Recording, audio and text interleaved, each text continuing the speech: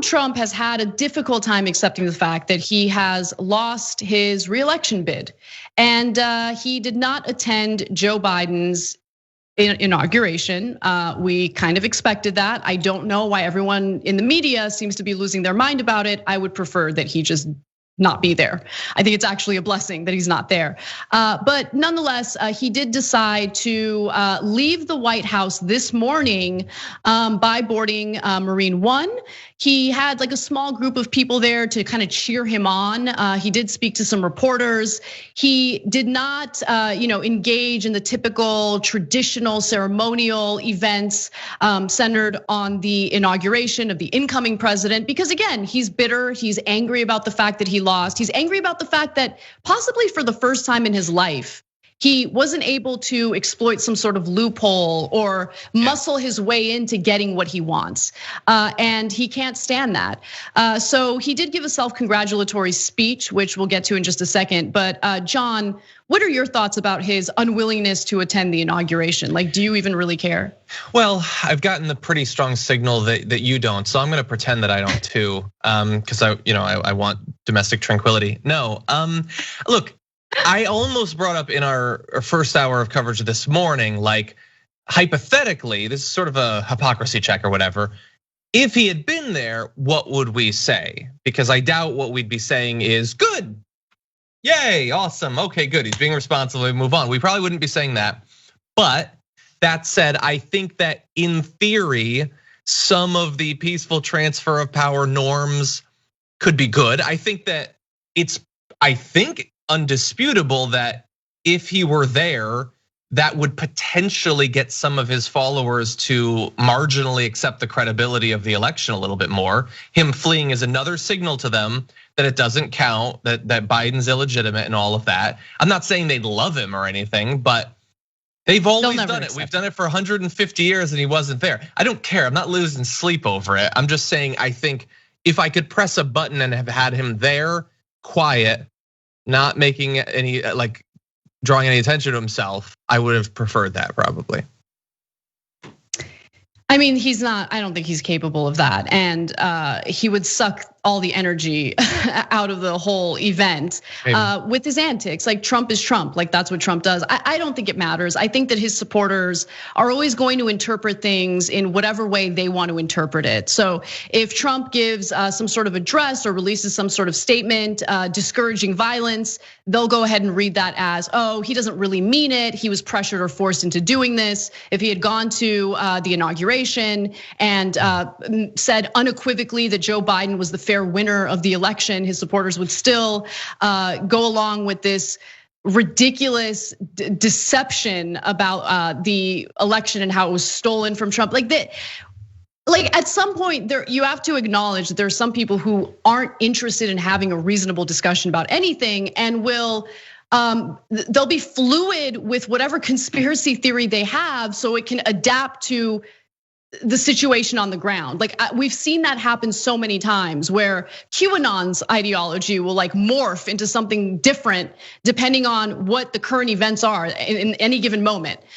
So, but who knows? I mean, we're both kind of speculating here, but I would bet money that it would change nothing. And if anything, Trump being there would be a giant distraction. So he gets on Marine One.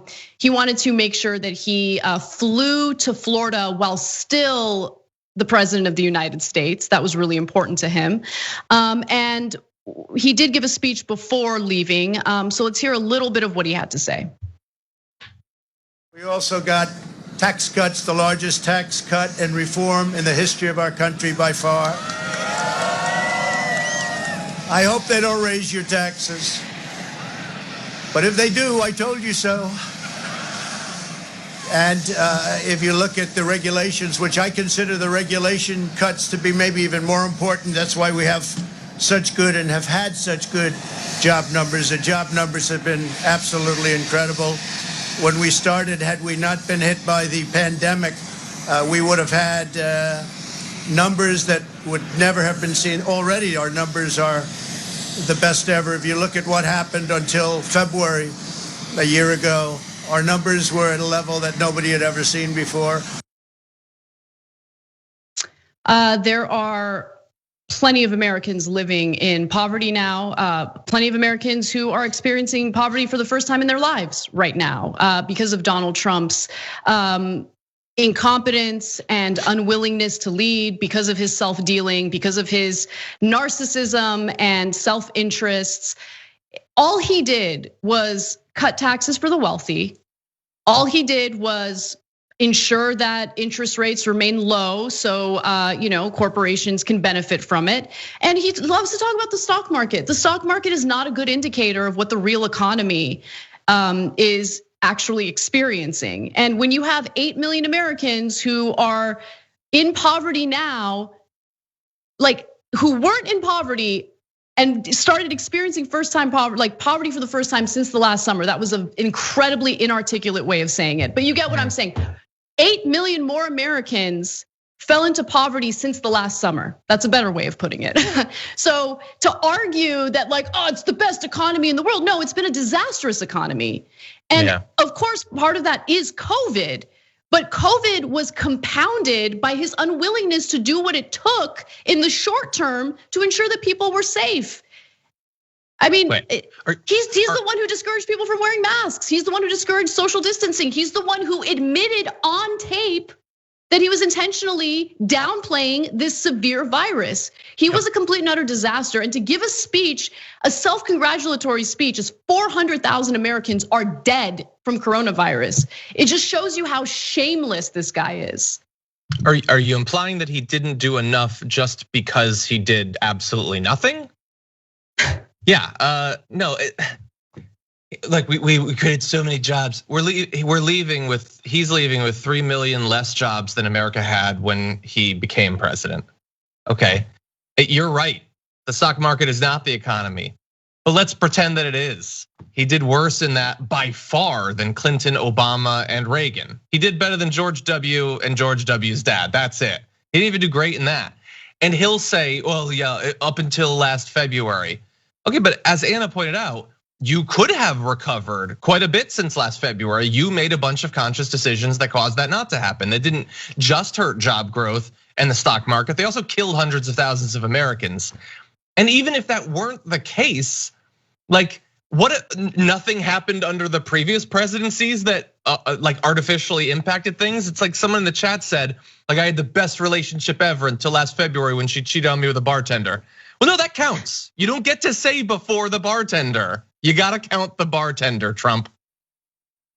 Yeah. And what always frustrates me is when you look at his presidency as a whole, in every single area, he failed. He deserves no credit. And for people who love to use the phrase Trump derangement syndrome, because they like to immediately deflect and talk about the failures of Democrats, which by the way, there are many, right? And I think it's fair to bring up the failures of Democrats. But when you use that as a strategy to deflect from the issues that we've experienced under the Trump administration, we have a problem. Because show me a policy that, let's say, Obama engaged in where Trump somehow was better, because Trump wasn't better in any way. Trump took neoliberal policy and injected it with steroids. That's who Trump is. When it comes to foreign policy, failure. I see some leftists on Twitter today talking about like, well, he didn't engage in any new wars. I mean, not without trying, guys, and I think you know that. Ripped up the Iran nuclear deal, implemented additional sanctions on Iran, including during the pandemic to prevent humanitarian aid from getting to the country. Started 2020 by assassinating their top general, which of course is an escalation, which could have led to a full-blown war. I'm lucky, and we're all lucky that we didn't get to that point. But that's just Iran. Consider the fact that our government, our Congress, which typically loves to engage in forever wars, actually passed a bipartisan bill to pull the United States out of involvement in Yemen. And you know what Trump did with that? He ripped it up. Maybe mention that. Maybe mention that when you give him credit for not starting any new wars. Enabled Israel to further persecute Palestinians through a number of different things that he engaged in. like naming Jerusalem as the capital of Israel. He knew how provocative that would be. He did it anyway. He doesn't care. The list goes on and on. Record weapon sales to Asian countries like Japan to further destabilize that region because he doesn't like China and wants to beat the war drums against China, something that Steve Bannon has been pretty encouraging on as well. I mean, again, list goes on and on. If you have issues with neoliberal policies, which you should, at least acknowledge the fact that Trump took those policies and not only implemented them himself, but put them on steroids. Mm-hmm. Record tax cuts for corporations, record tax cuts for the wealthy, did not cut corporate tax loopholes. They still exist. Record stock buybacks under his watch. I mean, it just goes on and on and on and on and on. It did. So, for 4 years, it went on and on. For 4 years. But hey, you know what? Trump derangement syndrome. That's what we're engaging in. Trump derangement syndrome.